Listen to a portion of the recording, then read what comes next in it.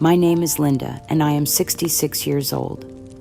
As a psychology professor for over 30 years, I dedicated my life to understanding the complexities of human behavior, carefully balancing the demands of rigorous academic research with the sacred responsibility of raising my children, Mark and Lisa. I prioritize their emotional and educational well-being above everything else, sacrificing personal luxuries and countless opportunities to ensure they had every advantage I could provide. Throughout their lives, I offered unwavering support, guidance, and love that knew no bounds.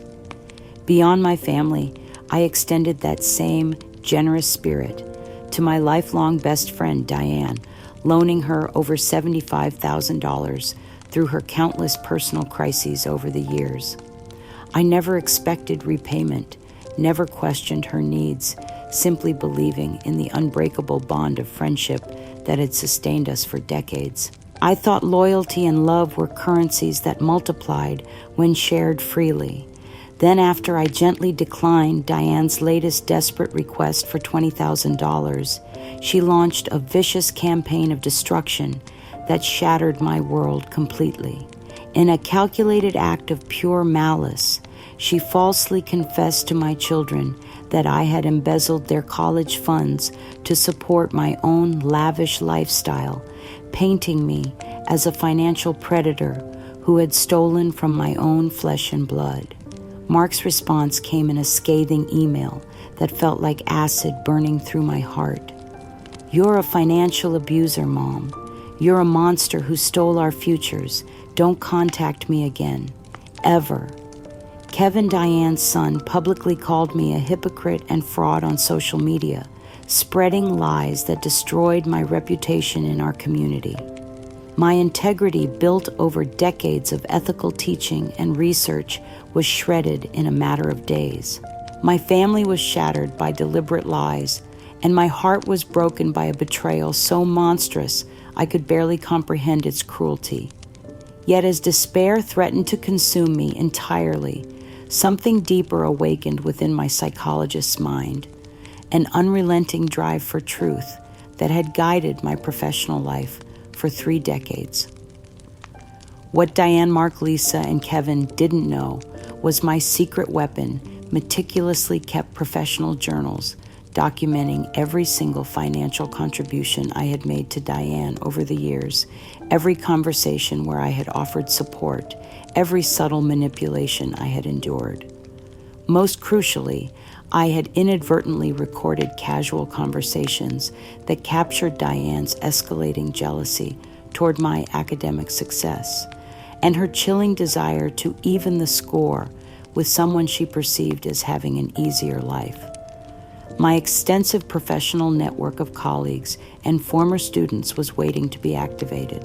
This time, their insidious fraud wouldn't just unravel quietly. I would expose their pathological envy, reclaim my dignity with the same methodical precision I brought to psychological research, and fight for my true legacy, regardless of how agonizing the cost might be. The drive to Mark's house felt like traveling toward my own execution. My hands trembled on the steering wheel as I rehearsed the words I hoped might break through the wall of lies that Diane had constructed around my son's heart. The email he had sent still burned in my memory, each cruel word, a knife twisted deeper into the wound of maternal love betrayed. When I arrived at his suburban home, the house I had helped him buy, with a down payment gift, 5 years earlier, I noticed Diane's car already in the driveway. My heart sank as I realized this would not be the private, emotional conversation I had hoped for. Diane had positioned herself perfectly to witness and potentially control whatever reconciliation I might attempt. Mark answered the door with an expression I had never seen before, cold, distant, and filled with disgust that seemed to physically repel him from my presence. Behind him stood Lisa, her eyes avoiding mine while she twisted her hands nervously. The daughter who had once come to me with every problem now looked at me like I was a stranger she couldn't trust. "I don't know why you're here, Mom," Mark said, not inviting me inside. "I thought my email was clear enough." Diane appeared in the doorway behind them, her smile a masterpiece of false sympathy and barely concealed triumph. "Oh, Linda, honey," she said with honeyed venom, "this is so difficult for everyone. But sometimes the truth needs to come out, doesn't it?" Seeing her standing there in my son's home, playing the role of concerned family friend while she orchestrated my destruction, filled me with a rage so pure it took my breath away. This was the woman I had supported through 2 divorces, a bankruptcy, and countless personal crises. This was the friend who had cried on my shoulder when her own children struggled, who had benefited from my financial generosity for decades. "Mark, please," I said, my voice breaking despite my efforts to stay composed. "Let me explain what really happened. Diane is lying to you about the college funds. I have documentation of every penny I spent on your education." Mark's face hardened even further. "Documentation can be faked, Mom. Diane has been watching you for years, and she finally decided she couldn't stay silent anymore about what you were doing to us." Diane moved closer, her voice dripping with manufactured concern. "Linda, I know this is hard to accept, but your refusal to help our family with this small loan really exposed a pattern of selfishness that I've been seeing for years. Mark and Lisa deserve to know the truth about how you secretly spent their college funds on your extravagant research trips and your luxurious lifestyle. The accusation was so outrageous, so completely opposite to the reality of my modest professor's salary and careful financial management that I almost laughed. Instead, I felt tears burning my eyes as I realized how thoroughly she had poisoned my children's perception of my character. "That's not true," I said desperately. "Mark, Lisa, you know how hard I worked to provide for you. Remember how I took on extra teaching loads every summer, how I drove a 15-year-old car so I could pay for your textbooks and living expenses. Every penny went toward your futures, not mine." But my appeals to their memories seemed to bounce off them like stones thrown at a wall. Lisa finally spoke, her voice barely above a whisper. "It's hard to know what to believe anymore, Mom. Diane says she saw the receipts, the credit card statements. She says you were living beyond your means while telling us there wasn't money for things we needed." The careful construction of these lies was breathtaking in its sophistication.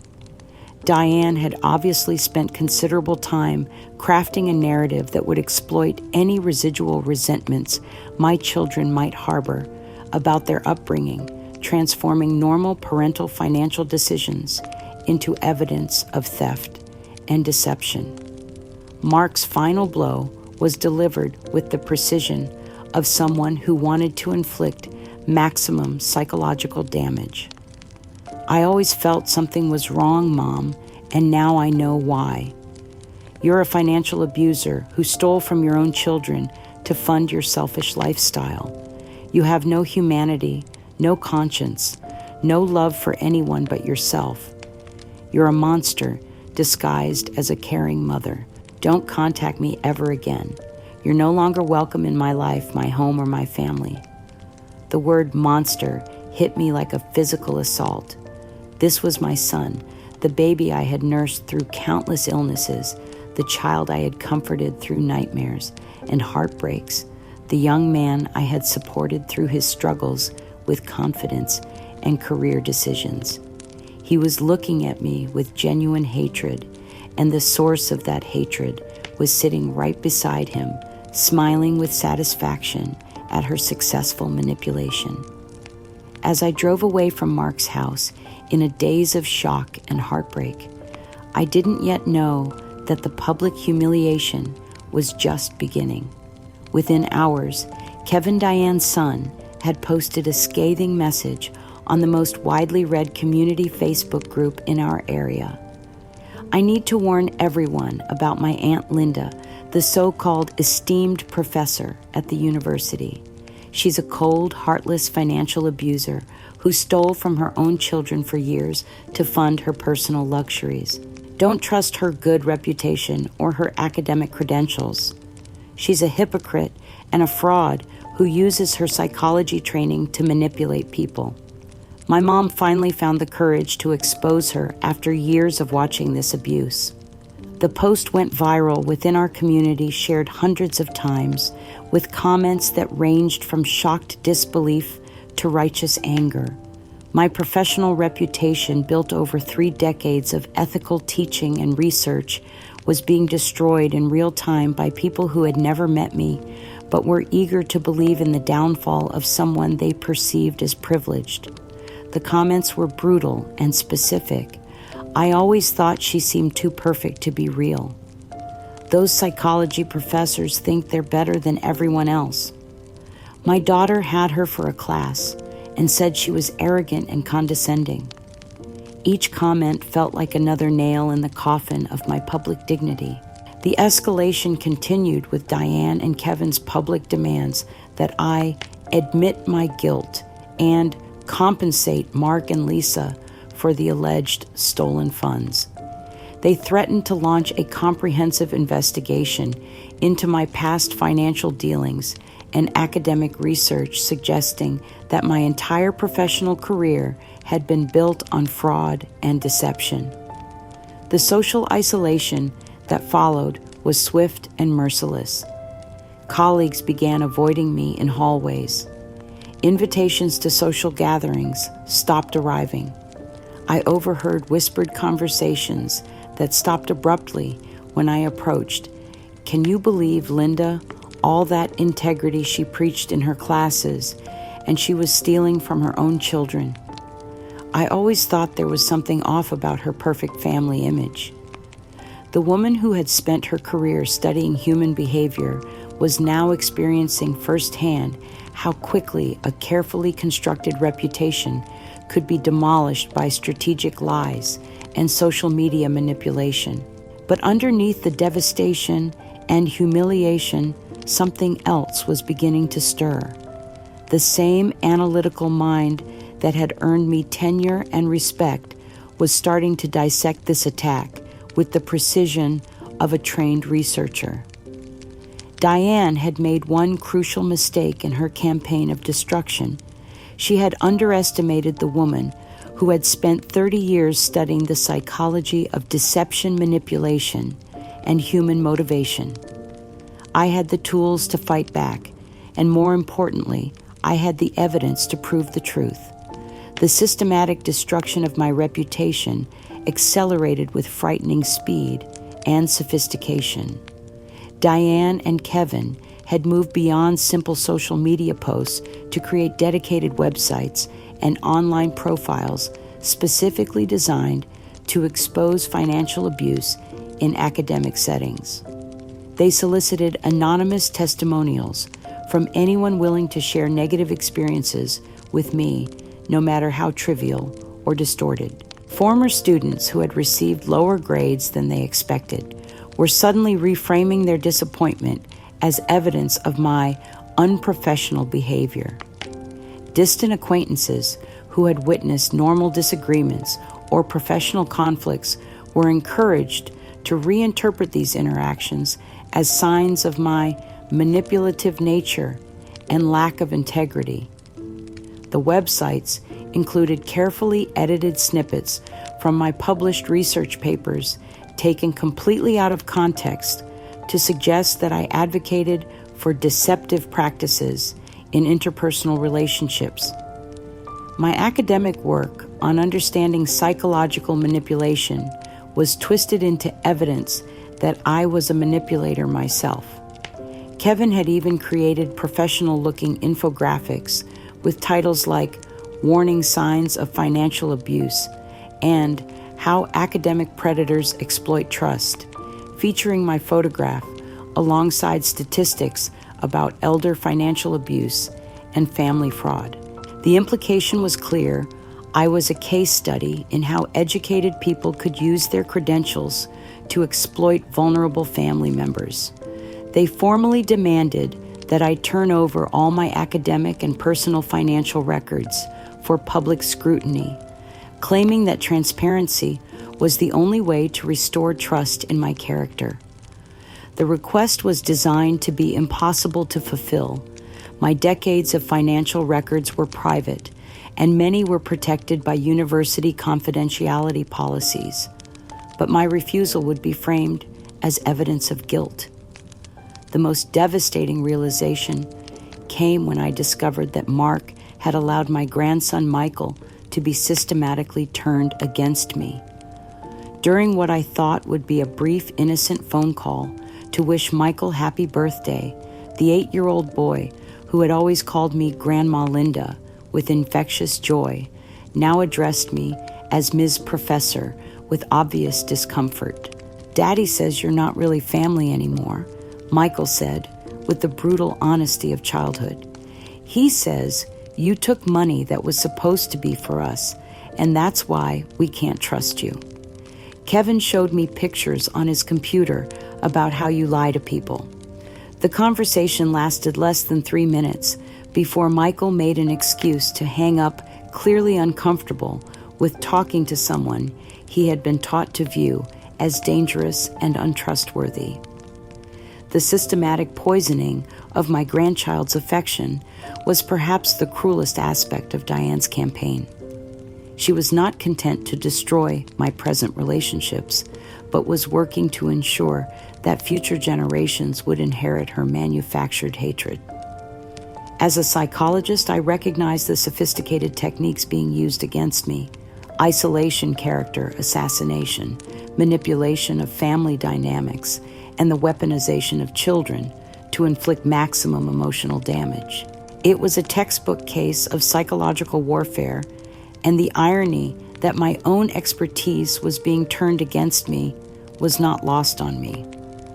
In my darkest moments, sitting alone in my office, grading papers, while former colleagues whispered about me in the hallways, I found myself reflecting on the most painful sacrifice I had ever made for Diane.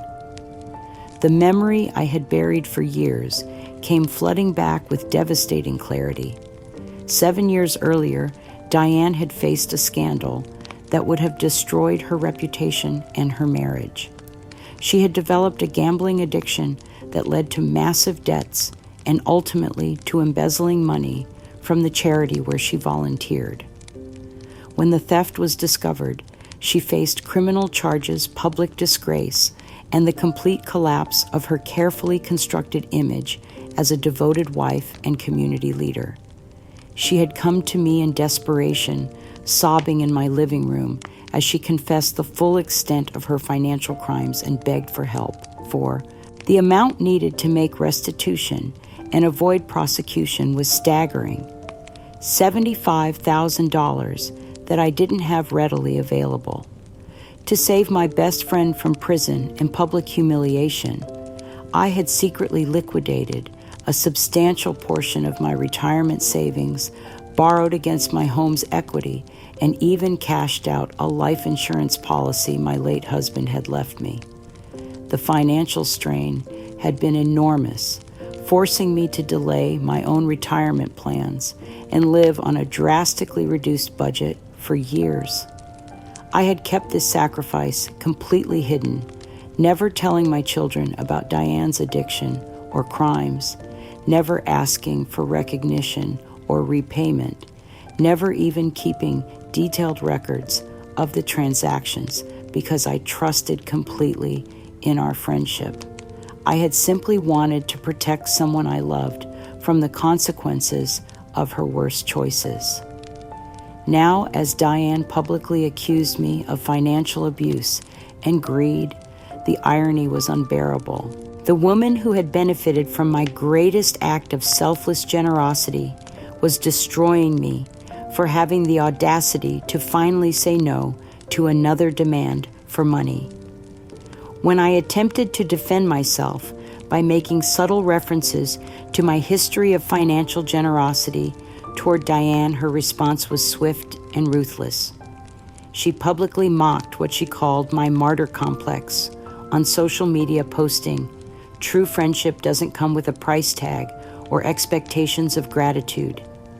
Some people think their so-called generosity gives them the right to control and manipulate others.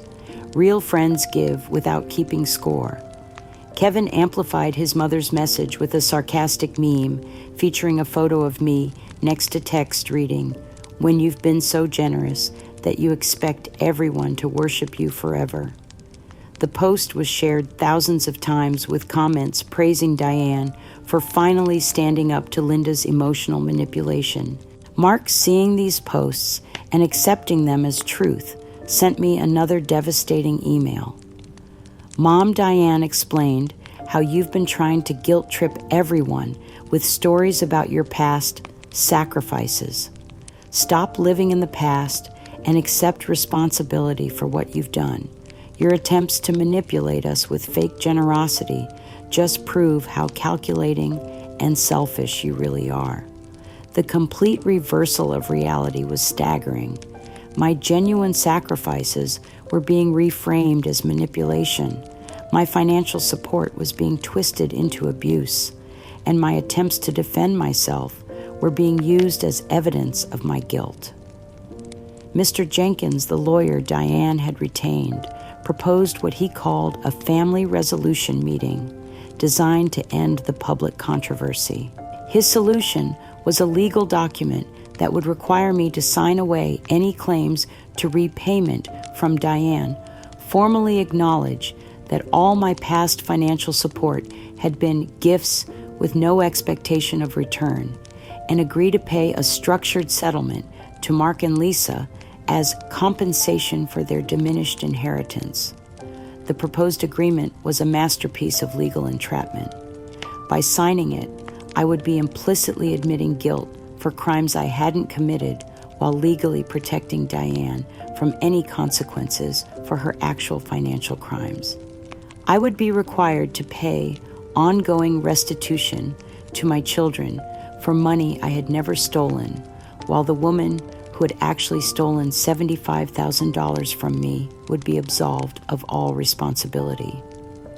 The document also included a gag order that would prevent me from discussing the details of my financial relationship with Diane, ensuring that the truth about her gambling addiction and embezzlement would remain hidden forever.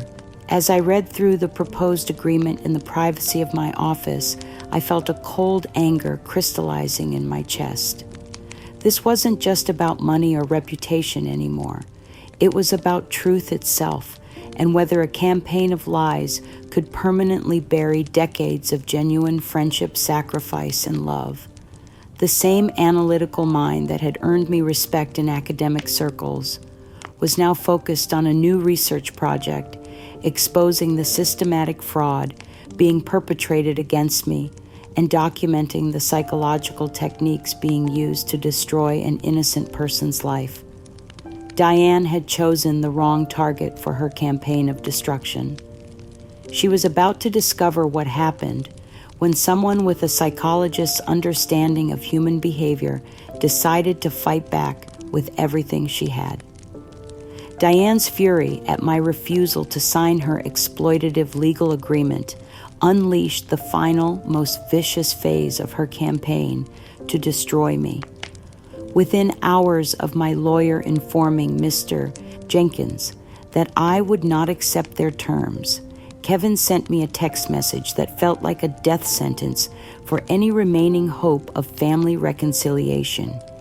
"Aunt Linda," the message read, "your continued indecision and selfish behavior are holding our entire family back from healing. Dad and Mom need to move forward with their lives without the toxic negativity you bring to every situation. You're no longer welcome in our lives. Don't contact me again, ever." The formal tone and rehearsed language made it clear that this wasn't Kevin's spontaneous reaction, but rather a carefully crafted message designed to inflict maximum psychological damage while establishing legal documentation of my banishment from the family. Mark and Lisa's response was even more devastating. They sent me a formal letter through Mr. Jenkins, written on official legal letterhead to emphasize the permanence and seriousness of their decision. The letter stated that they were severing all familial contact due to my unreasonable demands for false validation and my toxic negativity that prevents healthy family relationships. The language was clinical and cold, transforming decades of mother-child bonds into a business relationship that was being terminated for poor performance. They cited my inability to accept responsibility for past financial misconduct and my persistent attempts to manipulate family members through guilt and false narratives as justification for making me a complete pariah in my own family. The letter arrived on a Tuesday morning that I will remember for the rest of my life. Reading those words, written in legal jargon, but unmistakably from my own children, felt like watching my heart being dissected while I was still alive. These were the babies I had nursed through midnight fevers, the toddlers I had comforted through nightmares, the young adults I had supported through every crisis and celebration of their lives. In my desperation and heartbreak, I decided to make one final attempt to reach their hearts beneath the layers of lies and manipulation that Diane had constructed. Working late into the night in my home office, surrounded by photo albums and scrapbooks that chronicled our family's history, I created what I hoped would be an undeniable reminder of our authentic love. The photo album I assembled was a careful curation of our happiest moments together. Pictures of Mark's first day of school with me, kneeling beside him as he clutched his backpack with nervous excitement. Images of Lisa's graduation from high school, her face glowing with pride as I pinned her Honor Society medal on her gown. Family vacations, where we had laughed until our stomachs hurt. Birthday celebrations, where every detail had been planned with love. Quiet moments of homework, help, and bedtime stories that had built the foundation of our relationship. Alongside the photographs, I wrote a letter that came from the deepest part of my maternal soul. I reminded them of inside jokes we had, shared family traditions I had created specifically for them, and the countless ways I had tried to show them that they were the most important things in my world. I acknowledged my imperfections as a mother while affirming my unwavering love and pride in the people they had become. My dearest children, I wrote, I know that words have lost their power to reach you right now, but I need you to remember who we really are together. Look at these pictures and remember the woman who raised you, who sacrificed everything for your happiness, who would still give her life for yours without hesitation. I am not the monster that others have painted me to be. I am simply your mother who loves you more than life itself. I left the album on Mark's doorstep before dawn when the neighborhood was still sleeping, and I could avoid the humiliation of another confrontation. For 3 days, I waited desperately for some acknowledgement, some crack in the wall of indifference they had built around their hearts. On the 4th day, I received my answer in the cruelest form imaginable. An anonymous package arrived at my front door with no return address or identifying information. Inside was my photo album, but it had been systematically destroyed with what could only be described as rage-fueled precision. Every photograph had been cut up, torn apart, or defaced with black marker. Pictures of my grandchildren had been completely scratched out. Images of family celebrations had been mutilated beyond recognition. But the most devastating element was a social media screenshot that had been printed and placed on top of the destroyed photographs. It was a post from Kevin's Instagram account showing the photo album in a garbage can with the caption, "Cleaning out the clutter." Some people just can't let go of the past. moving forward from negativity and toxic family drama. The post had dozens of comments and likes from people who praised Kevin for setting healthy boundaries and protecting his family from manipulation. My most precious memories, the tangible evidence of decades of maternal love, had been transformed into social media content designed to humiliate me publicly while celebrating my destruction. In that moment, standing in my living room, surrounded by the torn remnants of our family history, I felt something fundamental break inside me that I knew would never heal completely. My own children had not only rejected my love, they had participated in the deliberate destruction of everything beautiful we had ever shared. Diane's response to learning about the destroyed album was a brief, chilling text message that arrived an hour after I had discovered the package. "Heard you're still stuck in the past, Linda. We're not. Good luck with your memories." The casual cruelty of her words, combined with the complete indifference they showed to my devastation, confirmed that this had never been about money or misunderstandings.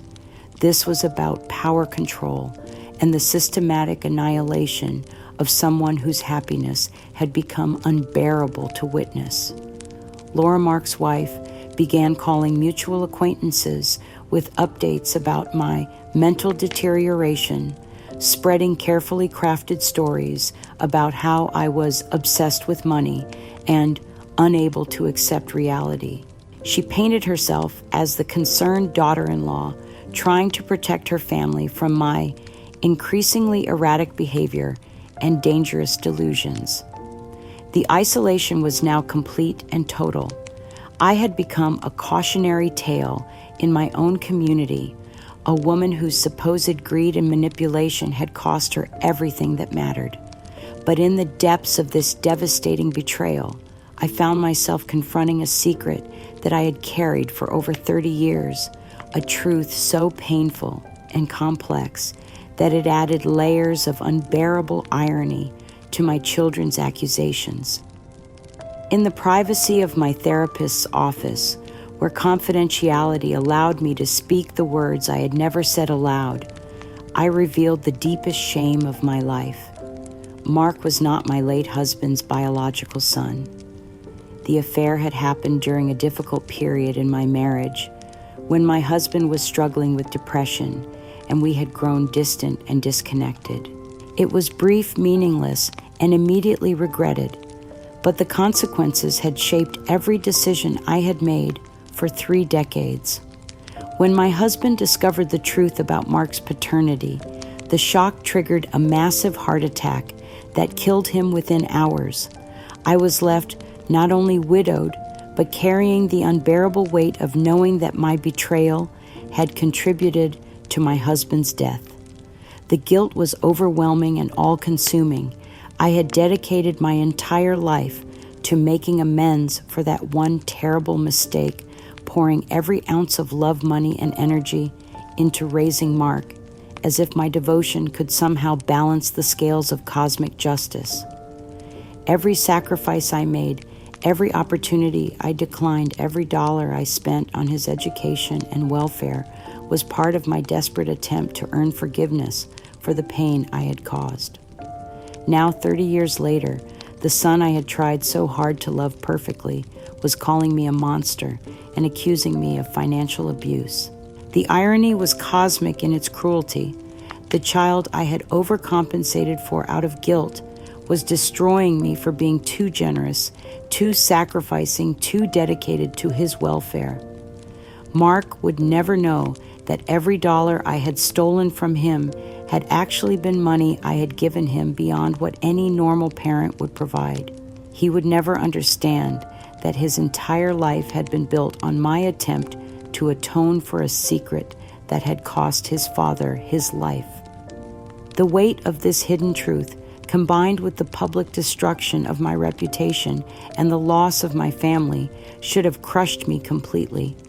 Instead, it crystallized into something harder and more determined than I had ever been before. I was not the monster they had painted me to be, But I was also not the perfect victim I had sometimes imagined myself to be. I was a complex human being who had made mistakes, carried secrets, and survived tragedies while still managing to love deeply and sacrifice generously. That complexity, that full truth about who I really was, deserved to be defended and protected. The same psychological training that had taught me to understand human behavior would now be turned toward the most important research project of my life, exposing the systematic fraud that had been perpetrated against me and reclaiming my right to exist authentically in the world. Diane and her allies had underestimated the woman they were trying to destroy. They were about to discover what happened when someone who understood the psychology of manipulation decided to fight back with 30 years of professional expertise and nothing left to lose. In the weeks following my formal banishment from my own family, I discovered what true psychological isolation really meant. The children I had raised, the people who should have been my emotional safety net in times of crisis, had not simply abandoned me. They had created a prison of secrets and lies that made every memory a source of torment. Living alone in my modest home while legal bills mounted around me like rising floodwater, I was forced to confront the monumental secret I had carried for 30 years. Mark's true paternity, my husband's death, and the crushing weight of guilt that had shaped every decision I had made as a mother. All of it now felt like evidence of my fundamental unworthiness as a human being. The isolation was more than social, it was existential. Every family photograph on my walls now mocked me with questions I couldn't answer. Had Arthur suspected the truth about Mark before his heart attack? Had my attempts to overcompensate for my guilt been obvious to everyone except me? Were my children's current accusations just the inevitable result of a lifetime of deception finally coming to light? The psychological prison was inescapable because the walls were built from my own choices, my own secrets, my own desperate attempts to create a perfect family from the wreckage of my marriage. Diane's campaign of destruction had found the perfect pressure point, my guilt and shame, and was using it to make me complicit in my own annihilation. Kevin and Diane escalated their public campaign with sophisticated precision, moving beyond social media to target my professional reputation within academic circles. Kevin began making subtle contact with psychology departments at universities where I had formerly taught or conducted research, expressing concerns about my mental stability and suggesting that my recent erratic behavior raised questions about my past scholarly work. The Whisper campaign was masterful in its subtlety. Kevin never made direct accusations, but instead posed concerned questions about whether someone experiencing obvious cognitive decline should have access to sensitive psychological data or vulnerable research participants. He suggested that my financial obsessions and paranoid accusations against family members indicated a pattern of poor judgment that might have affected my professional decisions for years. Within a month, I began receiving subtle indications that my professional reputation was being systematically destroyed. Invitations to speak at conferences were quietly withdrawn. My name was removed from advisory boards and professional committees without explanation. Former colleagues stopped returning my phone calls, and when I encountered them at university events, they treated me with the careful politeness reserved for people whose mental competence was questionable. The American Psychological Association received an anonymous complaint about my fitness to maintain my professional credentials, citing my documented mental instability and inability to maintain appropriate boundaries with family members. While the complaint was ultimately dismissed due to lack of evidence, The mere existence of an investigation became another weapon in Kevin's arsenal of character assassination. The financial assault was equally devastating and deliberately calculated to strip away my independence completely. Diane's counter-lawsuit for harassment and emotional distress required me to retain expensive legal counsel that I could barely afford on my professor's pension. The legal fees consumed my savings with frightening speed, forcing me to make impossible choices between defending my reputation and maintaining basic living expenses. When Diane reported her concerns about my mental competence to the university's pension administrators, claiming I was no longer capable of managing my own finances, my monthly pension payments were frozen pending a psychiatric evaluation. The bureaucratic process could take months, during which time I would have no income whatsoever.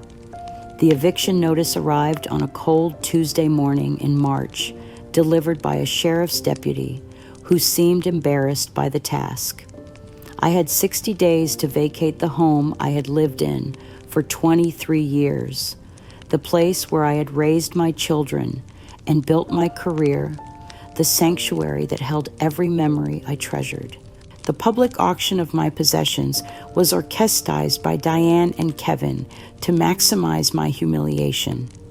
They arranged for local media to cover the event, framing it as a cautionary tale about elderly people who failed to plan adequately for their financial future. My books, furniture, and personal belongings were displayed like evidence of a failed life, picked over by strangers who had no idea of their sentimental value. But the cruelest blow was yet to come, delivered with the technological sophistication that only someone of Kevin's generation could devise. Using his skills in digital media manipulation, he created what appeared to be a heartwarming tribute video for social media, ostensibly celebrating his mother Diane's resilience and strength in difficult times. The video was a masterpiece of psychological warfare disguised as family celebration. Kevin had obtained old home videos and photographs of me from family gatherings over the years, then manipulated them with subtle but devastating effect. He overlaid innocent images of me with mocking captions about my old-fashioned ways and poor judgment in trusting people.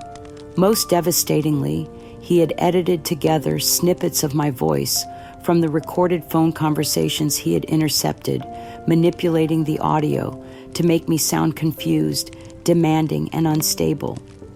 My words of love and concern were twisted into evidence of mental decline. My attempts to defend myself transformed into proof of paranoid delusions. The video concluded with a triumphant montage of Diane and Kevin enjoying their life together conspicuously, excluding any recent images of me. A text overlay stated simply, "Moving forward from negativity and toxic family relationships." The video went viral within hours, shared thousands of times with comments praising Kevin for his maturity in handling difficult family dynamics, and Diane for protecting herself from an obviously disturbed relative. My own image and voice had been weaponized against me, creating a public record of my supposed mental incompetence that would follow me forever. Watching that video from a computer at the public library, since I could no longer afford internet service, felt like witnessing my own digital execution. The woman in those manipulated images wasn't me. It was a carefully constructed caricature designed to justify my family's abandonment and celebrate my destruction. In my darkest hour, as I prepared to spend my first night in a homeless shelter at the age of 66, an unexpected phone call changed everything. The voice belonged to Margaret Chen, an elderly woman I had helped 30 years earlier when she was being financially exploited by her own adult children. Professor Linda, she said, her voice warm with genuine affection, "I saw the news about what's happening to you, and I want you to know that I don't believe a word of it. You saved my life and my dignity when no one else would help me. I know who you really are." Margaret had prospered in the decades since I had helped her escape her children's financial abuse, and she was now in a position to offer both emotional and practical support. More importantly, she had connections with a network of retired legal professionals who specialized in elder fraud and family exploitation cases. "These people tried to break you because they thought you were alone," Margaret said with fierce determination. "But you're not alone, and we're going to help you fight back with everything we have." For the first time in months, I felt something other than despair. The same psychological expertise that had been turned against me could be used to expose the systematic campaign of manipulation and fraud that had destroyed my family relationships. I wasn't just a victim of their cruelty. I was a trained professional who understood exactly what they had done and how to prove it. The circuit was about to be reconnected, and this time I would control the flow of power.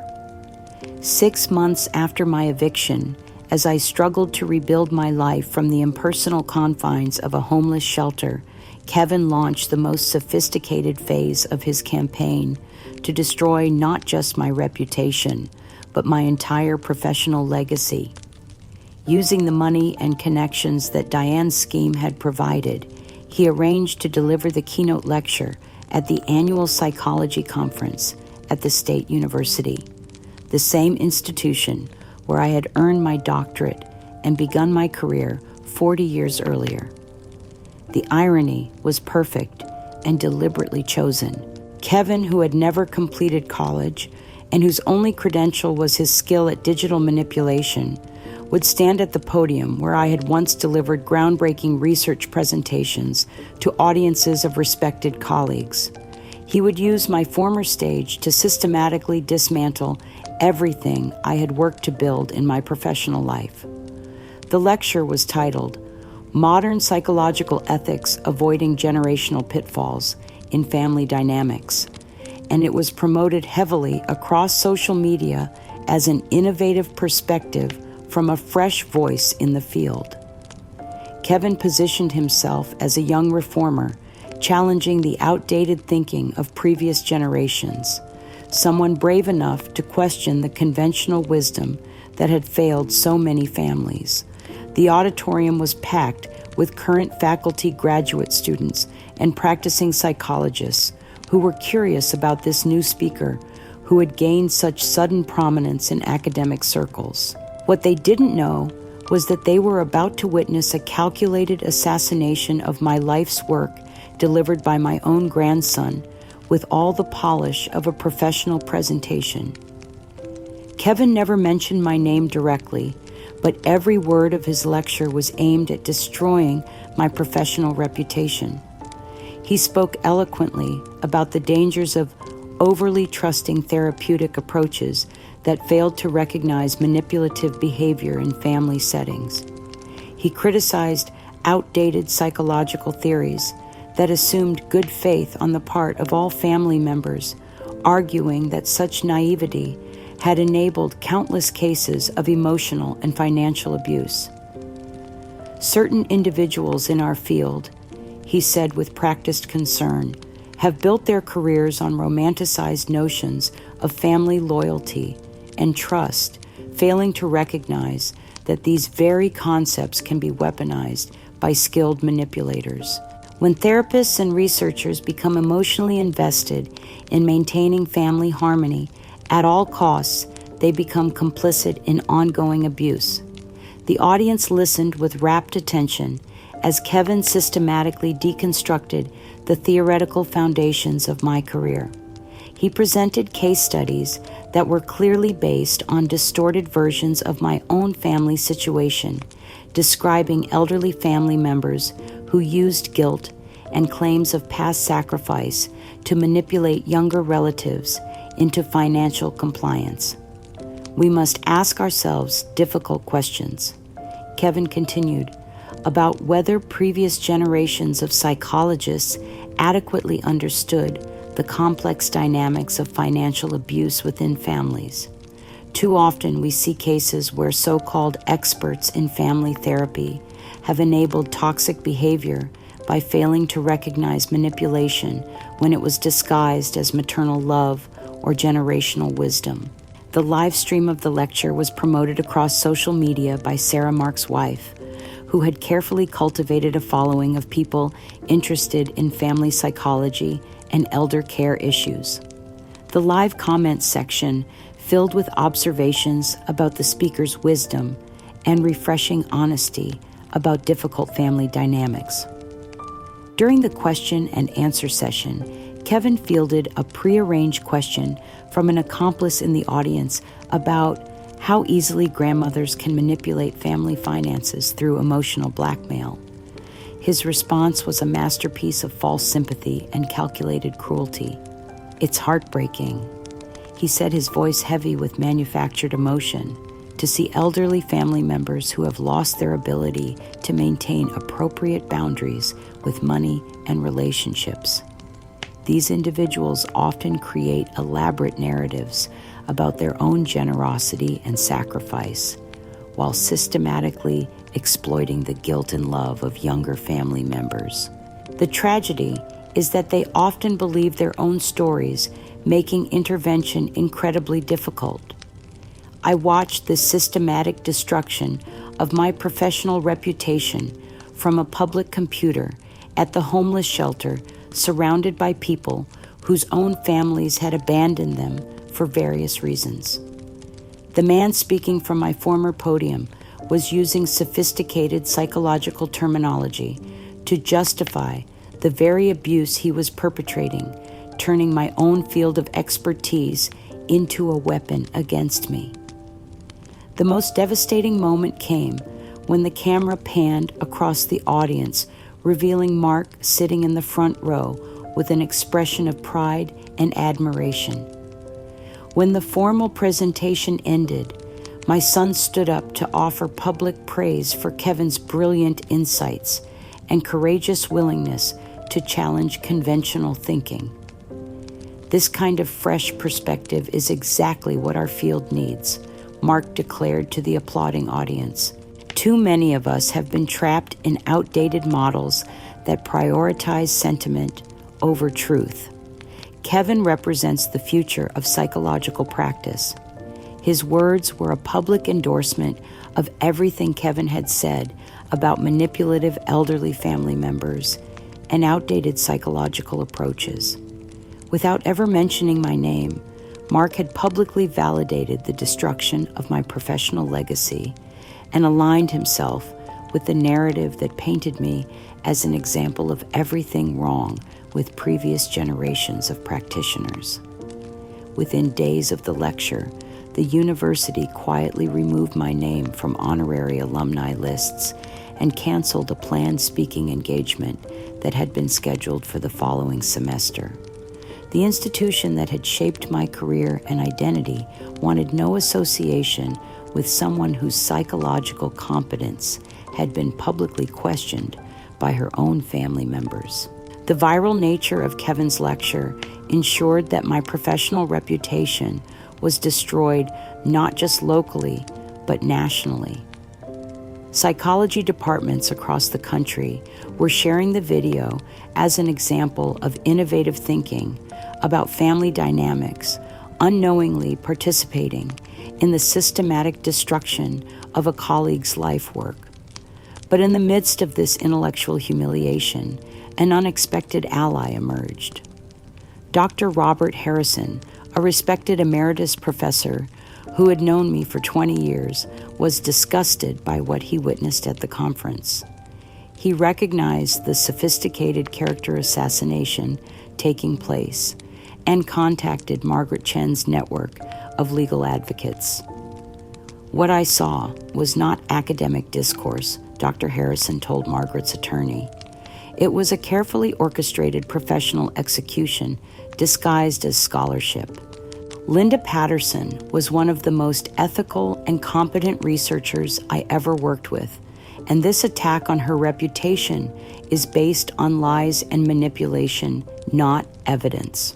Dr. Harrison's intervention provided a crucial validation that my professional competence was not in question among people who actually knew my work. His offer to help gather documentation from university archives and old research files gave us access to evidence that could contradict Kevin's fabricated narrative about my career. The systematic destruction of my professional legacy was cruel and sophisticated, but it had also created a trail of evidence that could be used to expose the true nature of the campaign against me. Kevin's mistake was believing that his manipulation would never be recognized by genuine experts in the field. He was about to discover that attacking someone's professional reputation within their own area of expertise was a dangerous game when played against someone who still had allies willing to fight for the truth. The final phase of Diane's campaign to destroy me was a masterpiece of legal and financial warfare, designed to strip away every resource I might use to defend myself. Having successfully isolated me from family and professional support, she launched an assault on my remaining assets that was both comprehensive and utterly ruthless. The lawsuit she filed against me was for $250,000 in damages for intentional infliction of emotional distress and defamation of character. The legal document prepared by expensive attorneys painted me as a vindictive elderly woman whose obsessive accusations and harassment had caused severe psychological damage to an innocent family friend and her children. The lawsuit cited Kevin's viral video as evidence of the public humiliation I had supposedly caused through my delusional claims about financial arrangements. It referenced my destroyed photo album as proof of my continued stalking behavior toward family members who had reasonably requested distance from my toxic influence. Most devastatingly, the lawsuit included fabricated evidence of my supposed threats toward Diane and her family, claiming that I had made veiled references to violence during our phone conversations. The attorneys had taken fragments of my recorded words completely out of context, making my desperate pleas for honesty sound like menacing intimidation. The legal fees required to defend against such a comprehensive lawsuit were staggering. Even if I ultimately won the case, the cost of mounting an adequate defense would consume every asset I had left. Diane had calculated correctly that the process itself would bankrupt me, regardless of the outcome. Simultaneously, Diane contacted the university's pension administrators with a formal complaint about my mental incompetence and inability to manage financial affairs responsibly.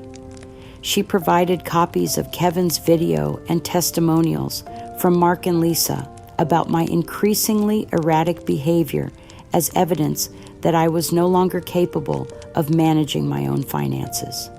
The pension review process was designed to protect elderly retirees from financial exploitation, but Diane had turned it into a weapon against me. While the investigation was pending, my monthly pension payments were suspended indefinitely.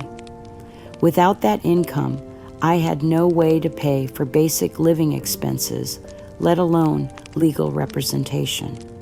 The eviction from my final apartment was orchestrated with the same attention to public humiliation that had characterized every aspect of their campaign. Sarah Mark's wife contacted local media outlets to ensure that my homelessness would be documented and broadcast to the community as a cautionary tale about elderly people who failed to maintain appropriate family relationships.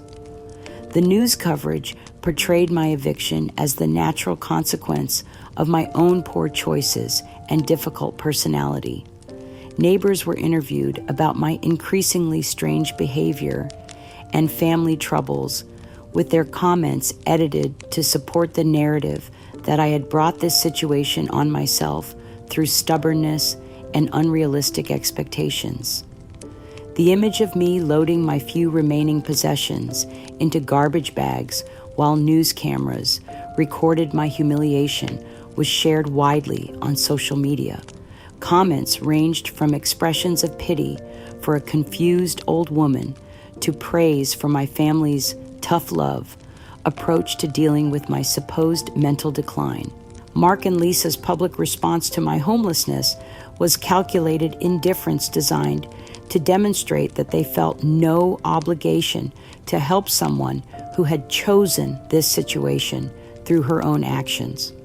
Mark issued a brief statement to local media saying that while he felt sorry for anyone experiencing housing difficulties, he had no responsibility to enable destructive behavior by providing assistance to someone who refused professional help.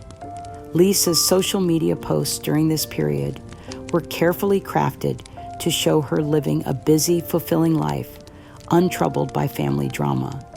She shared photos of her children's achievements, her professional successes, and social activities with friends, subtly reinforcing the message that she had moved on from the negativity I represented. Their complete indifference to my suffering was documented in every public statement and social media post. They had successfully portrayed my homelessness not as a failure of family compassion, but as the inevitable result of my own choices and the appropriate consequence for someone who refused to accept reality. But Diane's most psychologically cruel gesture was yet to come. Using funds that she had never repaid from my original $75,000 loan, she purchased a luxury sports car and had it delivered to Kevin's residence with great fanfare.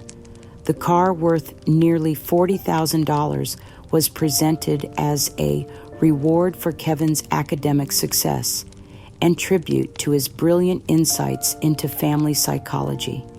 Photos of the car presentation were shared extensively on social media, with Diane and Kevin posing proudly beside their new acquisition.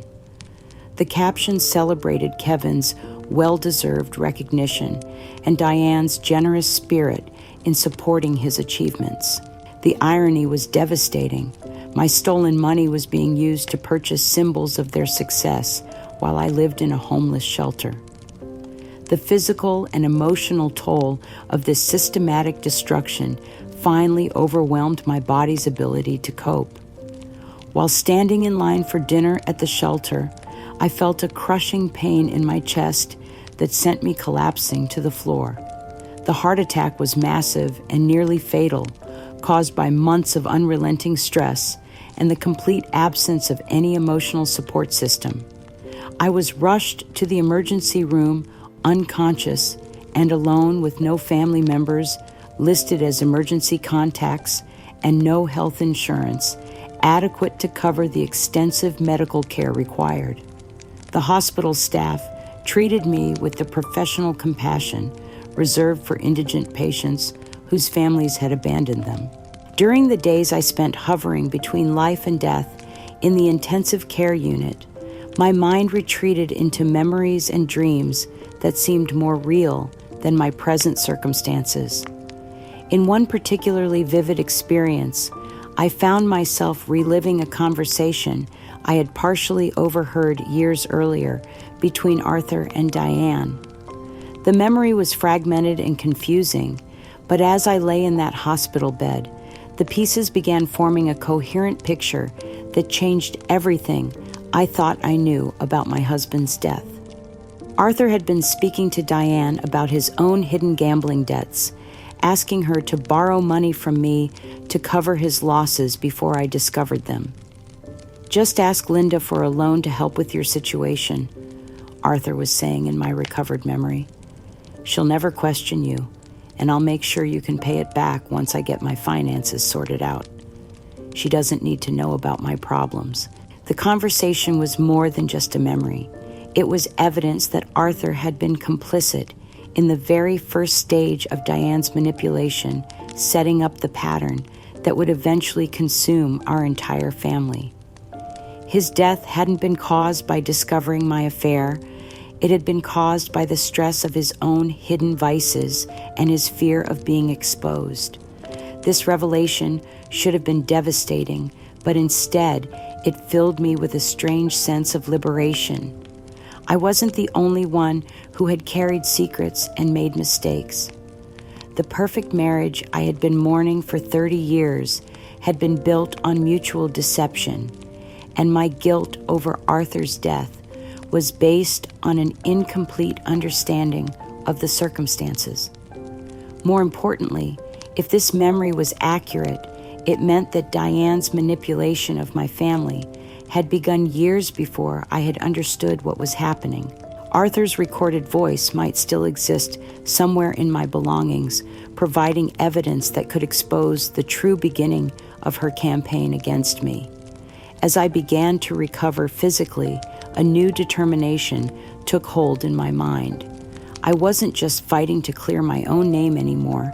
I was fighting to expose a pattern of manipulation and exploitation that had destroyed multiple lives through carefully constructed lies.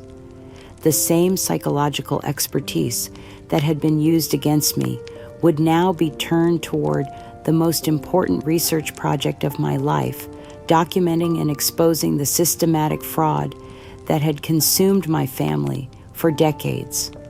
From my hospital bed, as strength slowly returned to my damaged heart, I made the decision to create what might be my final attempt to reach my son with the complete truth.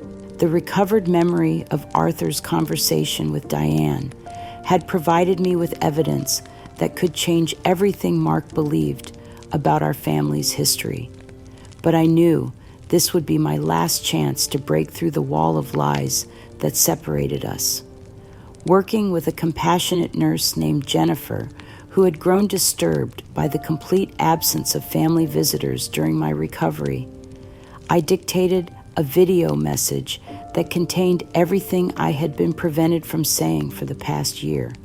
My voice was weak but steady as I spoke directly to the camera, addressing the son I had lost to Diane's manipulation. "Mark," I began, "I know you believe I am mentally unstable and that everything I've told you has been lies designed to manipulate you, but I need you to hear your father's voice one more time, speaking words that will change everything you think you know about our family." I played the audio recording that had been captured years earlier by my home security system, Arthur's voice clear and unmistakable as he spoke to Diane about his gambling debts and his plan to use her as an intermediary to secretly borrow money from me. The conversation revealed not only his own hidden vices, but his active participation in establishing the pattern of manipulation that Diane would later perfect. "Your father wasn't the perfect man you remember," I continued, tears streaming down my face. "He had his own secrets and weaknesses, just as I did. But the difference is that Diane has spent 30 years exploiting those weaknesses to destroy our family, turning our love for each other into weapons of betrayal." I played additional recordings of Diane's early conversations with me, her explicit promises to repay the money I was lending her, and most damning of all, a conversation I had accidentally recorded where she boasted to a friend about how easy it was to fool Linda into giving me whatever I needed. The video message was comprehensive and devastating, providing irrefutable evidence of the systematic fraud that had been perpetrated against our family. It included documentation of every financial transaction, every broken promise, and every manipulation that had led to our current situation. Jennifer helped me send the video directly to Mark's personal email address, bypassing the social media channels that Kevin and Diane had been monitoring. For 48 hours, I waited desperately for some response, some sign that the truth had finally reached my son's heart. Instead, I discovered that Kevin had intercepted the message through his sophisticated surveillance of our family's digital communications. Within hours of my sending the video he had downloaded, it analyzed its contents and began the process of turning my most heartfelt appeal into another weapon against me. Using advanced editing software, Kevin manipulated the audio and video to make me appear even more mentally unstable than his previous productions had suggested. He altered the tone of my voice to sound confused and rambling, spliced together sentences to change their meaning, and added ominous background music that made the entire presentation seem like the paranoid delusions of someone experiencing severe mental decline. Most devastatingly, he manipulated Arthur's recorded voice editing out the context that revealed his gambling addiction and leaving only fragments that made him sound like a victim of my manipulation. The evidence of his complicity with Diane was completely removed, replaced with audio that seemed to support their narrative about my financial irresponsibility. The doctored video was then sold to a national tabloid television program that specialized in sensationalized family conflict stories. The show, called Family Secrets Exposed, promoted the segment as an investigation into how mental illness can tear families apart and the tragic decline of a once respected professional. When the program aired nationally, I watched in horror from my hospital bed as my most desperate attempt at reconciliation was transformed into public entertainment. The heavily edited video made me appear to be a delusional elderly woman making increasingly bizarre accusations against her deceased husband and innocent family friend. The show's host introduced the segment with practiced sympathy for families dealing with elderly relatives who have lost touch with reality. They presented Kevin as a concerned grandson trying to protect his family from his grandmother's increasingly dangerous fantasies and false accusations against the dead. Mark's appearance on the program was the final nail in the coffin of any hope for reconciliation. He sat beside the host with tears in his eyes, speaking about the profound sadness he felt watching his mother's mental decline and her desperate attempts to rewrite history to avoid taking responsibility for her actions. It breaks my heart to see her this way. Mark said, his voice heavy with manufactured emotion. The woman who raised me would be horrified by the person she's become. We've tried everything to help her, but she refuses to accept reality or get the professional help she needs. His performance was convincing and heartbreaking, portraying himself as a loving son who had been forced to make difficult choices to protect his family from his mother's instability. The television audience responded with sympathy for his situation and condemnation of my supposed manipulation of family relationships. Sarah appeared in the same segment, offering subtle nods of agreement and expressions of support for her husband's difficult position. Her presence reinforced the message that the entire family was united in their assessment of my mental state and their decision to maintain distance from my toxic influence. The national broadcast cemented my reputation as a cautionary tale about untreated mental illness in elderly family members. Comments on social media praised Mark for his courage in speaking publicly about such a difficult family situation and encouraged other families dealing with similar challenges to follow his example of tough love. But Jennifer, the nurse who had helped me create the original video message, had kept meticulous notes about my coherent conversations, my accurate memory of complex details, and my sophisticated understanding of psychological principles. She had also documented Kevin's suspicious surveillance activities and his attempts to intercept my communications. Recognizing the systematic abuse taking place, Jennifer contacted Margaret Chen's network of legal advocates with evidence that contradicted the public narrative about my mental state. Her testimony provided crucial documentation of my actual competence and the family's coordinated campaign to silence my voice. What I witnessed, Jennifer told the attorneys, was not an elderly woman experiencing mental decline, but someone being systematically isolated and silenced by family members who had something to hide.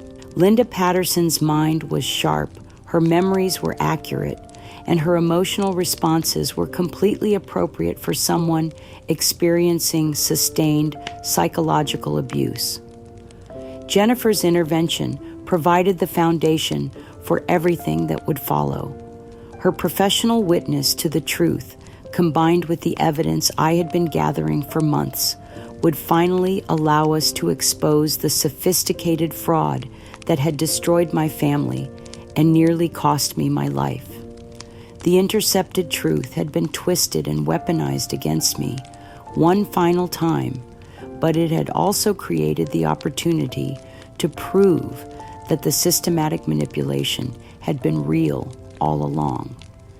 Kevin's technological sophistication had finally overreached, leaving digital evidence of his own fraud that could be analyzed and exposed by experts who understood the difference between authentic communication and calculated deception. The circuit was about to be completed, and this time the power would flow toward justice. The emergency injunction hearing took place in the county courthouse on a crisp October morning that would forever mark the turning point in my long fight for truth and dignity. Margaret Chen's network of legal advocates had worked tirelessly to compile the evidence needed to challenge Diane's fraudulent claims and expose the systematic campaign of defamation that had destroyed my reputation and nearly ended my life. The courtroom was packed beyond capacity, filled with media representatives, concerned citizens who had followed my story, and psychology professionals who had become disturbed by the public destruction of a colleague's career. The viral nature of Kevin's manipulated videos had drawn national attention to what appeared to be a clear case of elder abuse disguised as family intervention. As I entered the courtroom in a wheelchair, still recovering from my heart attack, but determined to see this through to the end, I felt the weight of 30 years of secrets and lies pressing down on my shoulders. This would be my final opportunity to prove that the woman who had been painted as mentally unstable and financially manipulative was actually the victim of an elaborate psychological fraud. My attorney, David Morrison, was a specialist in elder fraud cases who had been recommended by Margaret's network. His opening statement was methodical and devastating as he outlined the evidence we would present of systematic financial exploitation, character assassination, and family manipulation spanning decades. Your Honor, he began, what we will demonstrate today is not a case of an elderly woman experiencing mental decline, but rather the sophisticated psychological destruction of a competent professional by individuals who stood to gain financially and socially from her silence and disgrace. The key moment came when David announced that we had audio evidence that would completely reframe the court's understanding of the financial relationships at the center of this case. The recordings had been captured by my home security system over several years, preserving conversations that the participants never knew were being documented. When Arthur's voice filled the courtroom through the audio system, the effect was immediate and profound.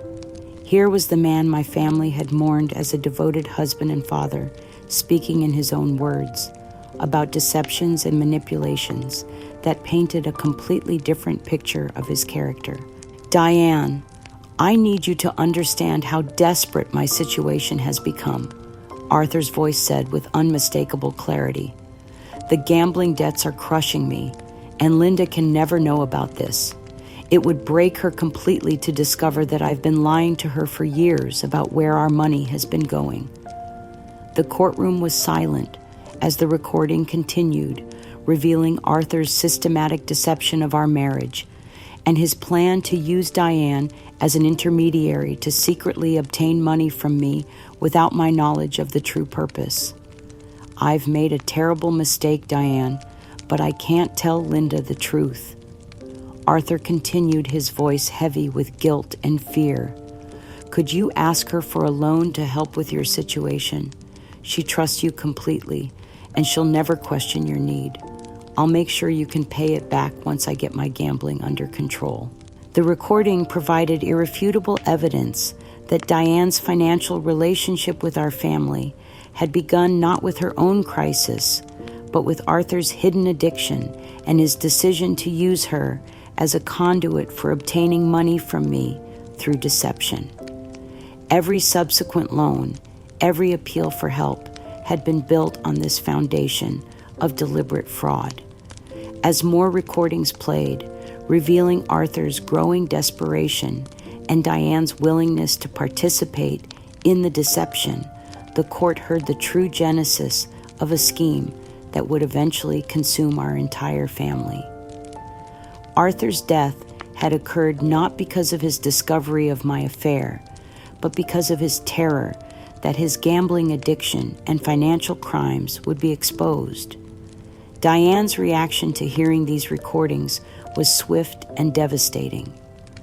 The composed, sympathetic woman who had spent years portraying herself as the victim of my manipulation began to unravel visibly, her face contorted with rage as she realized that the foundation of her entire narrative was being destroyed by the voice of the man she had claimed to be protecting. "Those recordings are fake," she screamed, rising from her seat with wild eyes. "Linda has manipulated them somehow. She's been planning this for years. Arthur would never have said those things." Her outburst confirmed her guilt more effectively than any cross-examination could have accomplished. Mr. Jenkins, her attorney, immediately began distancing himself from his client as it became clear that he had been representing someone who had built her entire case on fabricated evidence and perjured testimony. But the most devastating reaction came from Mark, who sat in the gallery watching his understanding of our family history collapse in real time. The father he had idealized, whose memory he had used to justify his abandonment of me, was revealed to be a man whose own deceptions and moral failures had created the circumstances that led to our family's destruction. As Arthur's voice continued to fill the courtroom with admissions of guilt, desperate rationalizations, and explicit instructions for manipulating me, Mark's composure began to crumble. The psychological impact of discovering that his entire understanding of his family's history was based on lies was visible in his trembling hands and rapid breathing. When the recordings revealed Arthur's plan to have Diane approach me for increasingly larger sums of money, Mark let out a sound that was part sob and part wail of anguish. His idealized image of his father was being systematically destroyed by the man's own words, and the implications for his treatment of me were becoming undeniably clear. He was supposed to be the good one. Mark said aloud, seemingly unaware that he was speaking in a courtroom. He was supposed to be the victim. How could I have been so wrong about everything? His public breakdown was devastating to witness. This was the child I had carried and nursed the young man I had supported through every challenge of his life, the son whose emotional security had been more important to me than my own happiness. Seeing him destroyed by the truth was agonizing, even though that same truth was finally vindicating my years of suffering. Lisa, sitting beside Mark, was quietly sobbing as she listened to the recordings and watched her brothers collapse. The weight of her own complicity in my abandonment was clearly overwhelming her as she began to understand how completely we had all been manipulated by Diane's lies and Arthur's original deceptions. When she caught my eye across the courtroom, I saw genuine remorse for the first time in years. The calculating daughter who had participated in my destruction was gone, replaced by someone who was finally confronting the magnitude of what had been done to me and her own role in perpetuating it. The truth was finally public, documented, and undeniable. Arthur's own voice had exposed the lies that Diane had built her campaign on, and the psychological impact on everyone involved was immediate and profound. But as I sat in that courtroom watching my family's complete emotional destruction, I realized that vindication came with its own complex burden of grief and responsibility. Justice was being served, but the cost to everyone involved, including those who had wronged me, was immeasurable. The truth had been revealed, but the relationships and trust that had been destroyed could never be fully restored. The court's verdict was swift, comprehensive, and devastating for those who had conspired against me. Judge Patricia Williams, a woman with 30 years of experience in family fraud cases, delivered her ruling with the gravity that such systematic deception deserved. The evidence presented in this case, Judge Williams declared, reveals one of the most sophisticated and malicious campaigns of psychological and financial abuse I have encountered in my career. The defendants have not only defrauded Mrs. Linda Patterson of substantial sums of money, but have systematically destroyed her reputation, her family relationships, and very nearly her life through deliberate deception and character assassination.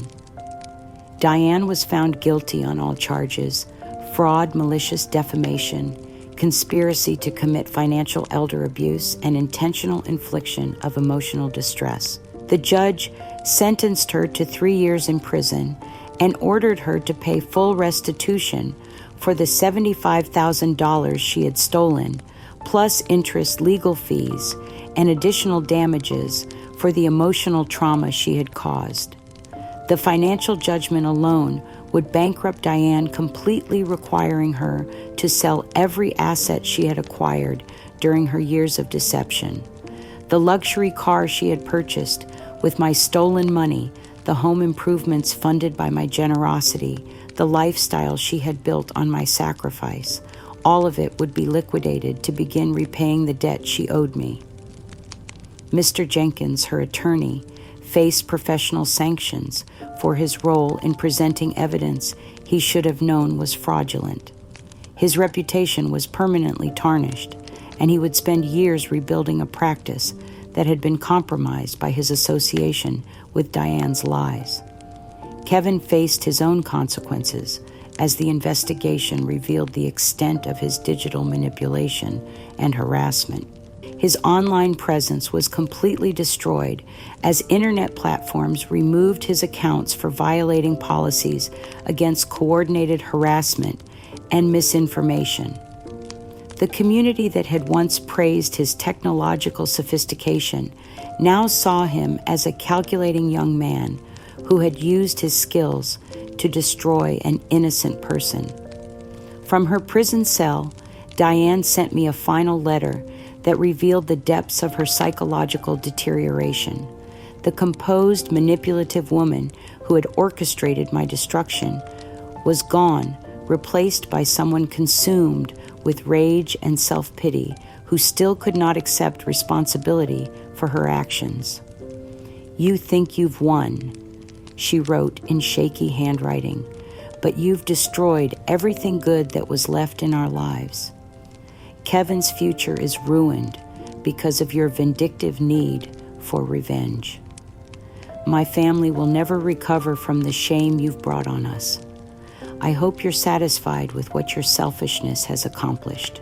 Reading her letter brought me profound sadness rather than satisfaction. This was the woman who had been my best friend for decades, whose children I had helped raise, whose crises I had weathered without question. The seeds of envy and resentment that had grown into such devastating manipulation must have been present for years without my recognition. but the most complex and emotionally challenging aspect of the aftermath was Mark's response to learning the truth about his father and his own role in my persecution. The psychological impact of discovering that Arthur was not the man he had believed him to be triggered a complete breakdown that required intensive therapeutic intervention. Mark voluntarily admitted himself to a residential treatment facility that specialized in trauma recovery and family dysfunction. From there, he sent me a letter that was raw, honest, and devastating in its acknowledgement of what he had done to me. "Mom," he wrote, "I don't know how to begin to apologize for what I've done to you. I spent my entire adult life believing that Dad was perfect and that you were somehow lacking in comparison. I used that false belief to justify treating you with cruelty that I now recognize as unforgivable." His letter continued for pages, detailing his growing understanding of how Diane had manipulated his memories and perceptions, and how his own desire to maintain a simple narrative about our family had made him complicit in my destruction. I realize now that I didn't want to see the complexity of who Dad really was, because it was easier to blame you for our family's problems than to accept that the people I loved were capable of terrible mistakes. I chose the comfortable lie over the difficult truth, and in doing so, I became someone capable of abandoning my own mother when she needed me most. Mark's path to redemption would be long and uncertain. The psychological damage from learning that his entire understanding of his family was based on lies would require years of therapy to process. Whether we could ever rebuild a meaningful relationship remained an open question, but his willingness to confront the truth about himself was a crucial first step. Lisa's response was different but equally profound. Rather than retreating into therapy, she threw herself into making direct amends for her role in my abandonment. Within a week of the trial's conclusion, she appeared at my temporary housing with tears streaming down her face and a determination to rebuild our relationship through actions rather than words. "Mom," she said simply, "I know I don't deserve your forgiveness, but I'm going to spend the rest of my life trying to earn it. I was a coward who chose silence when you needed my voice, and I participated in destroying the woman who gave me life and love without condition." Lisa's commitment to making amends was immediate and comprehensive. She became my advocate in every aspect of recovery, helping me navigate the legal process of reclaiming my assets, assisting with my return to stable housing, and providing the emotional support I had been denied for so many months. Most importantly, she brought my grandchildren back into my life with honesty about what had happened and age-appropriate explanations of how families can sometimes make terrible mistakes that require years to repair.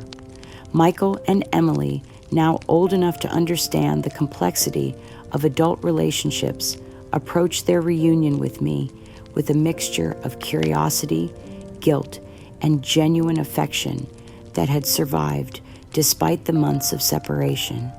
Their willingness to rebuild our relationship gave me hope that the damage to our family, while extensive, was not irreparable. The financial restitution from the court judgment restored my economic security, allowing me to purchase a comfortable home and live independently without fear of manipulation or exploitation. But more importantly, the legal vindication had restored my reputation and given me a platform to help other families avoid the systematic destruction that had consumed mine. The victory was profound but bittersweet. My best friend was in prison. My son was broken and distant, and the family relationships I had treasured were forever changed by the revelation of long-hidden truths. The cost of justice had been immeasurable for everyone involved, but the alternative, Allowing the lies to continue unchallenged would have been even more devastating. As I began to rebuild my life from the wreckage of systematic betrayal, I understood that true healing would require not just legal vindication, but the much more difficult work of learning to trust again while maintaining appropriate boundaries with people who had proven capable of devastating deception.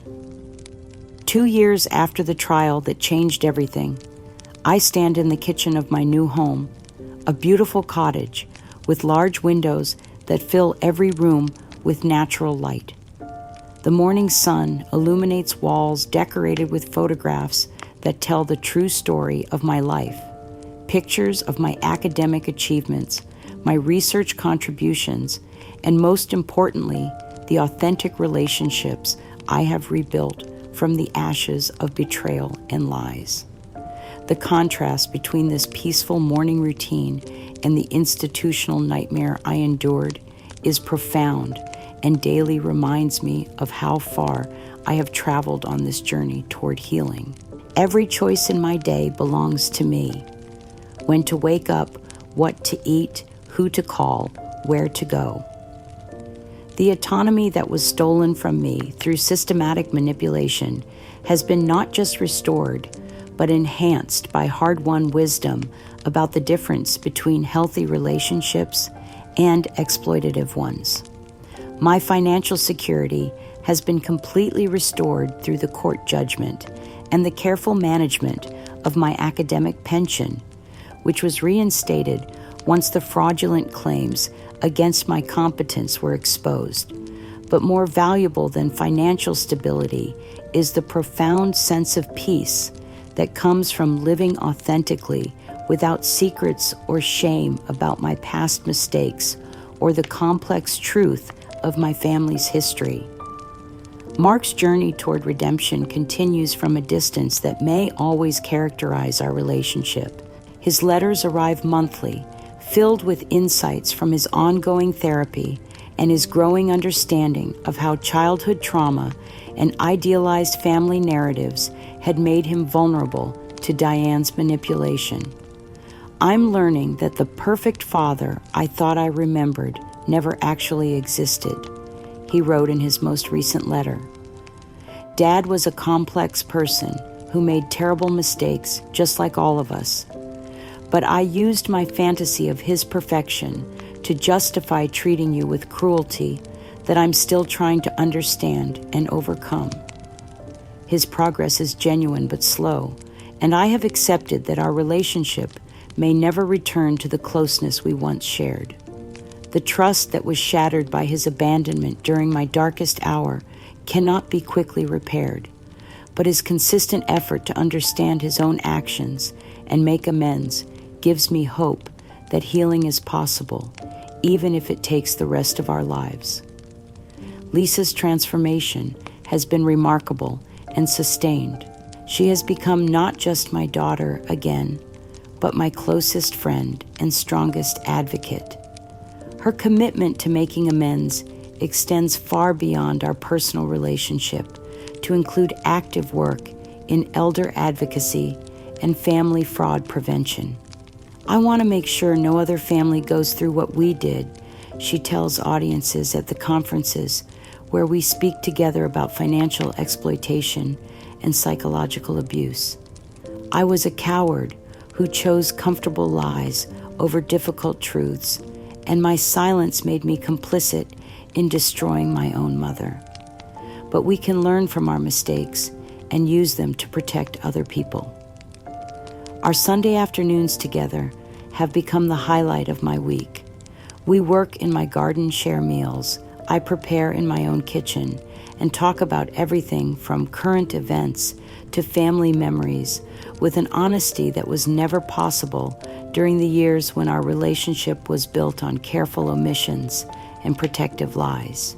My grandchildren, Michael and Emily, have grown into thoughtful young adults who understand the complexity of family relationships and the importance of standing up for truth, even when it's difficult. Their respect for my resilience and their eagerness to learn from my experiences have helped heal the wounds left by their temporary estrangement. Grandma, Michael said during his last visit, learning about what happened to our family taught me that being loyal doesn't mean believing everything you're told. It means having the courage to seek the truth and stand up for what's right, even when it's hard. Emily, now in college studying psychology herself, often comes to me for guidance about her studies and career plans. I want to help families communicate better so they don't fall into the same traps we did, she explains. Your story taught me that secrets and lies poison relationships, but truth and forgiveness can heal almost anything. Diane remains in prison, serving her sentence for fraud and elder abuse. I receive occasional updates about her situation through the Victim Services Program, but I feel only sadness for the destructive path she chose. The woman who had been my closest friend for decades allowed envy and resentment to transform her into someone capable of systematic cruelty, and that transformation ultimately destroyed her own life as completely as she had tried to destroy mine. My work as an advocate for elder fraud prevention has become my greatest source of purpose and fulfillment. The combination of my professional background in psychology and my personal experience with financial and emotional abuse gives me unique credibility in this field. My memoir, The Psychology of Family Betrayal, a professor's journey through financial fraud and emotional recovery, has become a resource for families, legal professionals, and healthcare workers who encounter similar cases of sophisticated manipulation.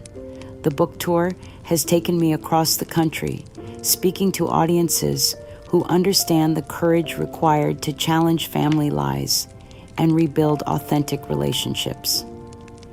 The most important lesson I learned, I tell these audiences, is that family loyalty should never require you to deny your own reality or accept treatment that destroys your dignity. True love is built on truth and respect, not on protecting comfortable lies or enabling destructive behavior. My work with Margaret Chen's network has evolved into a comprehensive program that provides resources, legal referrals, and emotional support for elderly people facing financial exploitation by family members. We have helped dozens of families navigate similar situations, and our advocacy has contributed to stronger legal protections for vulnerable adults.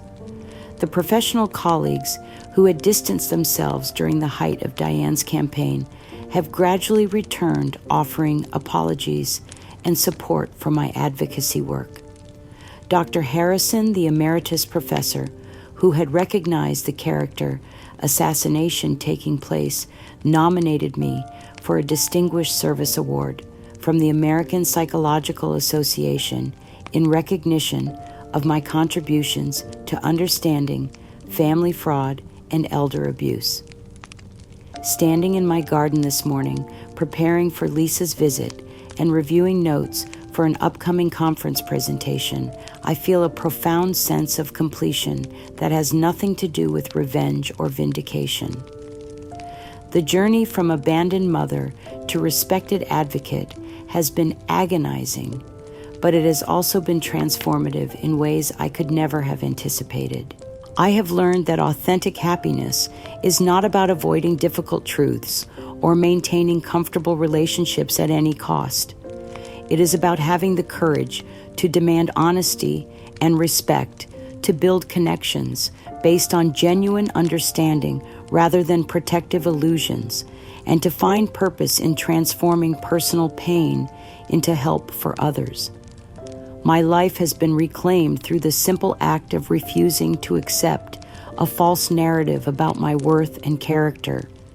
The same psychological principles that had been weaponized against me, understanding motivation, recognizing manipulation, documenting patterns of behavior, ultimately provided the tools for my liberation and the foundation for meaningful work that extends far beyond my own story.